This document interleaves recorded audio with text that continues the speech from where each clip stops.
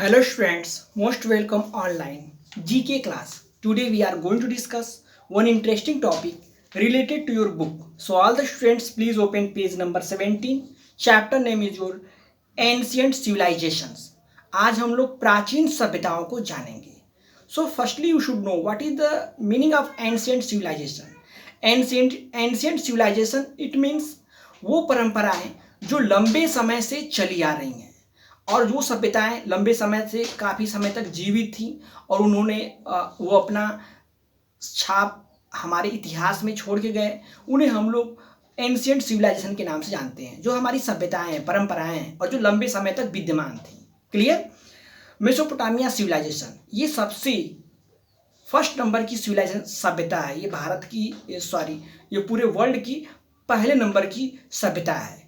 Mesopotamia civilisation सभ्यताएं यानी कि ये सारी सभ्यताएं किसी न किसी नदी, किसी न किसी समुद्र के पास ये सारी सभ्यताएं जीवित थी. यानी कि यहाँ के लोग नदियों के पास, तालाब के पास जहाँ पानी अवेलेबल था वहाँ पर अपनी जीविका को शुरू कर देते थे.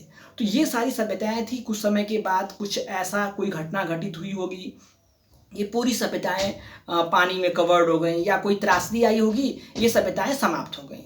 तो हमें इन्हीं सभ्यताओं को इस चैप्टर में हम डिस्कस करेंगे और जानेंगे कौन सी सभ्यता सबसे ओल्डेस्ट है, पुरानी है. मेसोपोटामिया की सभ्यता सबसे पुरानी सभ्यता मानी जाती है. The Mesopotamia civilisation of Sumer officially began at around 4000 to 3500 BC and ended at 2334 BC. यानी कि इसका जो कार्यकाल था 4000 से लेकर 3500 BC से BC तक और इसका अंत हुआ 2334 BC तक.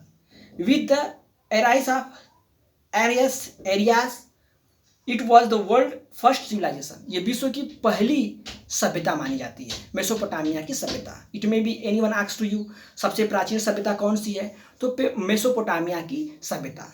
ये फरास और दालास एक दो नदियां थी, उन्हीं के बीच में सभ्यता जीवित थी. क्लियर. देन इजिप्टियन सिविलाइजेशन मिस्र की सभ्यता. The Egyptian civilisation of the Nile valley began at around 3200 BC. ये मिस्र की सभ्यता जो नाइल रिवर पे थी, जो सबसे longest river in this world, that is your river Nile.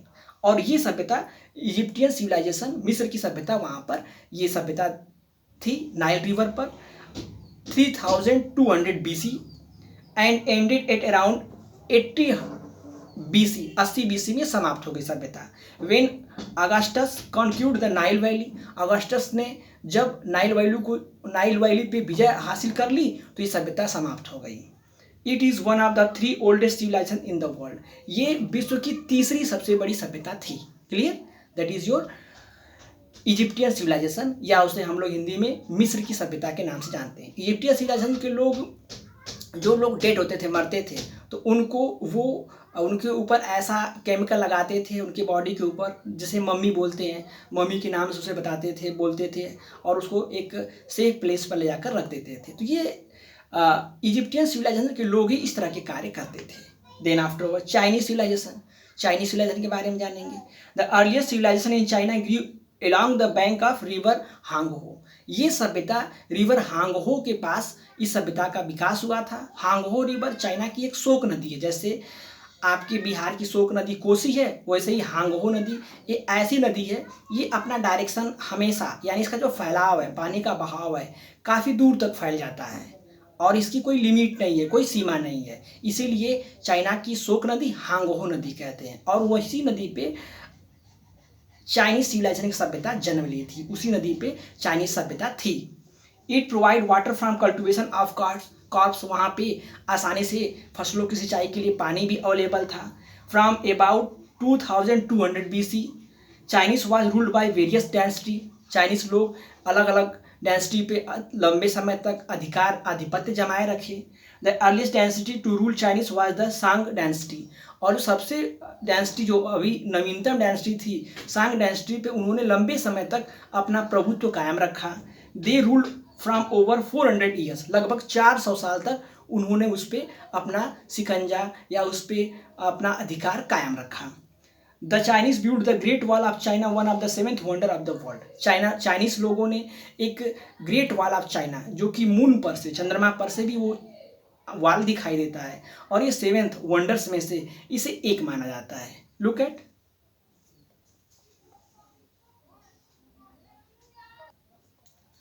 okay, then Indus Valley civilization.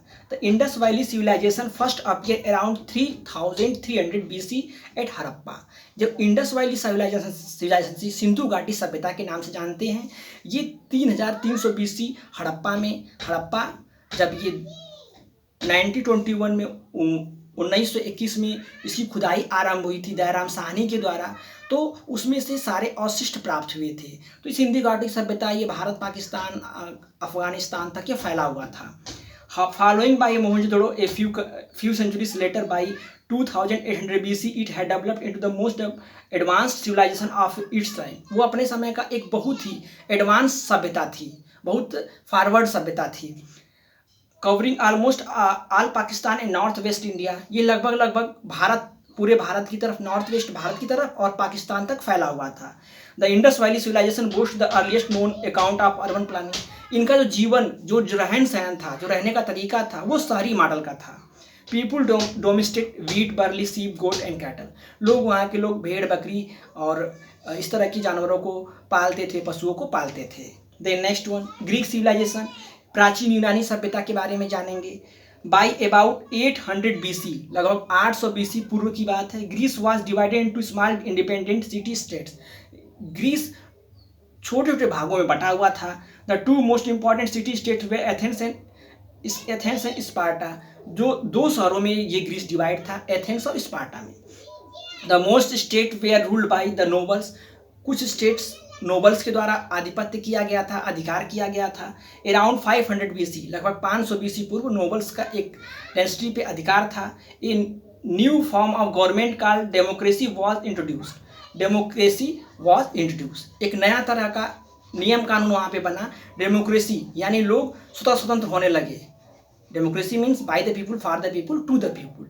जो रिपब्लिक कंट्री जैसे आपका इंडिया है, यहाँ पे हर एक लोग स्वतंत्र हैं। तो इस तरह की डायनेस्टी का जन्म हुआ ग्रीक सिविलाइजेशन में। Democracy means rule by people, इसका तात्पर्य होता है कि लोगों का अधिकार, लोगों के द्वारा किया गया शासन। Many modern countries including India have this form of government today. और ऐसे बहुत सारे देश हैं जहाँ पे इस तरह का आधिपत्य, इस तरह की नियम कानून, रूल्स रेगुलेशन बने हुए हैं। So in this way ancient civilization chapter that is over. You read this chapter once time, 2 times and try to understand all the concept related to this chapter. आप इस चैप्टर को 2 बार 3 बार पढ़िए और कोशिश करिए इसके कॉन्सेप्ट को समझने की। All these points related to your history, ये सारे पॉइंट्स आपके हिस्ट्री से संबंधित है, ये सारे पॉइंट्स आपकी हिस्ट्री की बुक में भी मिलेंगे। So you should know all this civilisation related to this book. Clear? अगर आपको कुछ भी कोई समस्या हो then immediately ask to me. Clear everyone? And next class we will meet and ready for the new chapter, deserts of the world. Clear everyone? So read this chapter and we will meet next class. Thank you.